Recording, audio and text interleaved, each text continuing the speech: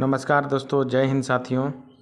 आज हम लोग अकबर के बारे पढ़ने वाले हैं और इस वीडियो पर आप लोग बने रहिएगा। मैं अकबर के बारे कुछ बताने वाला हूं। दोस्तों, आप लोग से आग्रह है कि आप मेरे इस चैनल को सब्सक्राइब कर दें, लाइक कर दें और सपोर्ट करें। अकबर झारखंड के संदर्भ में अकबर के शासनकाल को दो भागों में विभाजित किया जाता है। शासनकाल का पूर्वार्ध 1556 से 76 ईस्वी तक था एवं शासनकाल का उत्तरार्ध 1576 से 1605 ईस्वी तक है। अकबर ने अपने शासनकाल के पूर्वार्ध में झारखंड क्षेत्र में सक्रिय अफगानों पर विजय प्राप्त किया तथा उत्तरार्ध में क्षेत्रीय राजवंशों पर शासन स्थापित किया। अकबर के शासनकाल का पूर्वार्ध अफगानों पर विजय। अकबर के विरुद्ध अभियान में अफगानों ने झारखंड के क्षेत्र को उपयोग में लाया। 1575 ईस्वी में टकरोई की लड़ाई के बाद जुनैद करारनी ने बिहार जाने के क्रम में रामपुर रामगढ़ में रुका, जहां इसका पीछा करते हुए मुगलों की सेना भी आ गई। यहां जुनैद करारनी और मुगलों की सेना के बीच हुए रामपुर की लड़ाई में मुगलों की जीत हुई। अकबर के शासनकाल में उत्तरार्ध क्षेत्रीय राजवंशों पर शासन। फर्स्ट में छोटा नागपुर खास का नागवंश। अकबर नागवंश की राजधानी कोकरा यानी खुखरा को अपने नियंत्रण में लेना चाहता था। इसका प्रमुख कारण दक्षिण भारत जाने हेतु या युद्ध के इस क्षेत्र का उपयोग, साम्राज्य विस्तार, इस क्षेत्र की आर्थिक समृद्धि आदि थे। अकबर ने 1585 ईस्वी में शहबाज खां को झारखंड पर विजय प्राप्त करने हेतु भेजा था। इस युद्ध में नागवंशी शासक मधुकरण शाह की पराजय हुई तथा मधुकरण शाह ने वर्षीय मालगुजारी देना स्वीकार किया। दोस्तों, ये क्वेश्चंस परीक्षा की दृष्टि से है, इसलिए मैं इस क्वेश्चंस को एक बार दोबारा पुनः पढ़ता हूँ। कहा कि अकबर ने 1585 ईस्वी में शहबाज खां को झारखंड पर विजय प्राप्त करने हेतु भेजा था। इस युद्ध में नागवंशी शासक मधुकरण शाह की पराजय हुई तथा मधुकरण शाह ने वार्षिक मालगुजारी देना स्वीकार किया।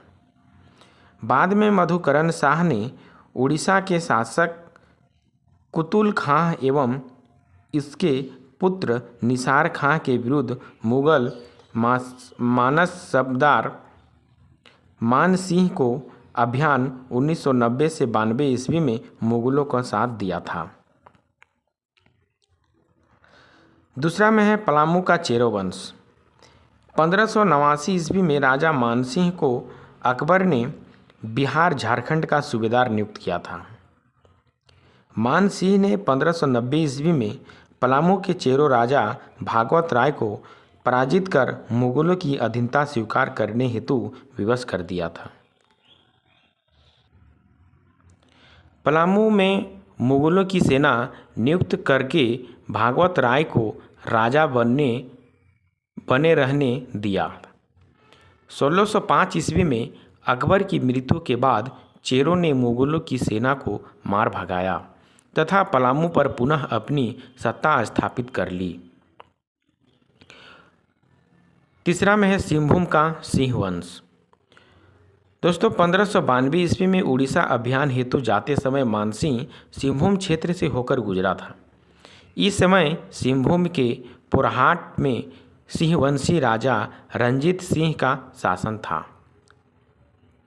मानसिंह ने इस दौरान रंजीत सिंह को मुगलों की अधीनता स्वीकार करने हेतु विवश कर दिया तथा उसे अपने अंगरक्षक दल में शामिल कर लिया।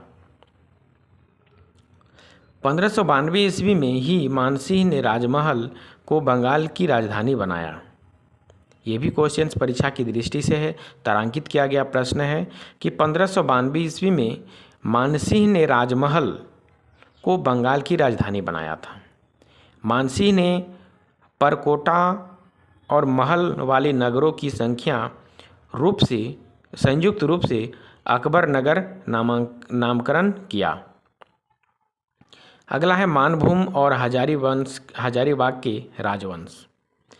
1590 से 91 ईस्वी में मानसिंह मिदनापुर के अभियान पर जाते समय मानभूम से गुजरा। इस दौरान उसने परा तथा तेलकुप्पी के मंदिरों का जीर्णोद्धार करवाया। आईन-ए-अकबरी के अनुसार हजारीबाग के 6 और चंपा परगना बिहार सूबा में शामिल थे, जिसकी वार्षिक मालगुजारी 15,500 रुपये निर्धारित की गई थी। आगे है जहांगीर। जहांगीर के संदर्भ में जहांगीर के शासनकाल का संबंध छोटा नागपुर, खास के नागवंश, पलामू के चेरो वंश, विशुनपुर और पंचेत पर आक्रमण तथा शाहजहां के राजमहल आगमन से है। छोटा नागपुर खास वंश का नागवंश। जहांगीर की आत्मकथा तुजुक-ए-जहांगीरी में छोटा नागपुर क्षेत्र से सोने की प्राप्ति का उल्लेख मिला है। अपनी आत्मकथा तुजुक-ए-जहांगीरी में जहांगीर ने स्थानीय लोगों द्वारा शंख नदी से हीरे प्राप्त करने के तरीकों का वर्णन किया है।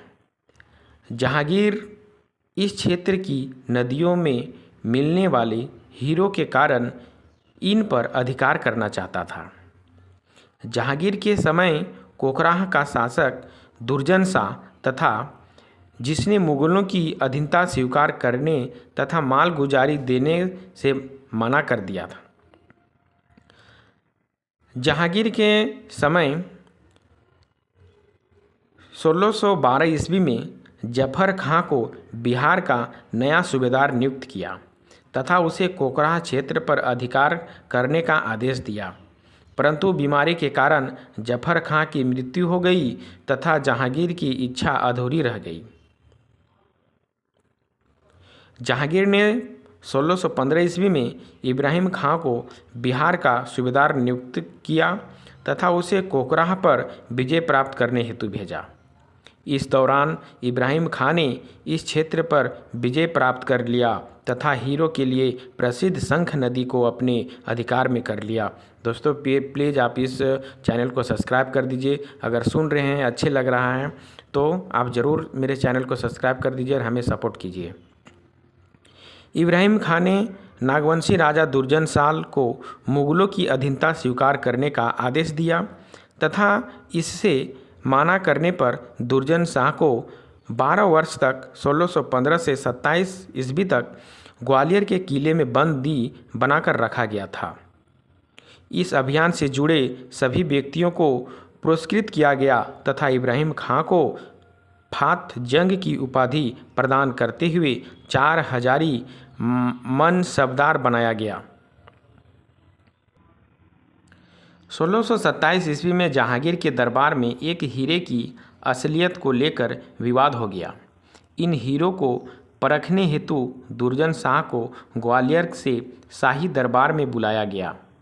दुर्जन शाह द्वारा हीरे की पहचान कर लेने के बाद जहांगीर ने खुश होकर दुर्जन शाह को शाह की पदवी प्रदान करते हुए मुक्त कर दिया गया तथा उसका राज्य वापस कर दिया। इसके बदले दुर्जन शाह ने मुगल शासक जहांगीर को 6,000 रुपये वार्षिक कर देना स्वीकार कर लिया। ये भी प्रश्न तारांकित है, परीक्षा की दृष्टि से है, इसलिए दोस्तों आप मेरे वीडियो पर बने रहें। आज के लिए बस मैं इतना ही मैं एंड करता हूँ। प्लीज़ दोस्तों आप मेरे इस चैनल को सब्सक्राइब कर दीजिए, शेयर कर दीजिए और लाइक कर दीजिए। धन्यवाद।